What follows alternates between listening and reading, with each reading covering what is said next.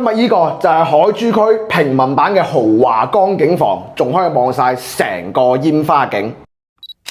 今日呢隻單位嘅話咧，入正面積雖然唔大，只有65方，但係佢係呢個片區原裝電梯樓嘅兩房戶型裏邊咧最靚仔、景觀最好嘅一個單位嚟嘅。廳出陽台朝向西南向，望翻出去係一線江景。你睇下對面嘅呢個天譽半島，喂！講緊一模一樣嘅景觀，人哋賣緊幾千萬，我哋呢度200零萬就搞掂啦。成個戶型非常之方正，原裝電梯商品房格式，眼鏡兩房，落地玻璃窗，景觀非常之通透。呢個景觀我真係有少少神痛。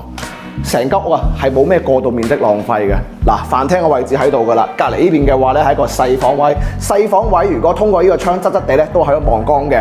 呢邊乾濕分離嘅衞生間空間咁 OK 噶啦。如果你想個廚房見細啲嘅話咧，打咗呢埲牆，裏邊嘅話咧係一個7字灶台，冰箱放得落去，管道煤氣都冇問題噶啦。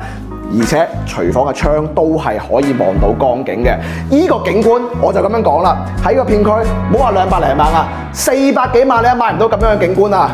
今日依間屋270萬就可以攞低啦，原裝電梯樓，樓齡嘅話咧叫做係比較新，革新路板塊。有興趣嘅關注我團，帶你過嚟睇。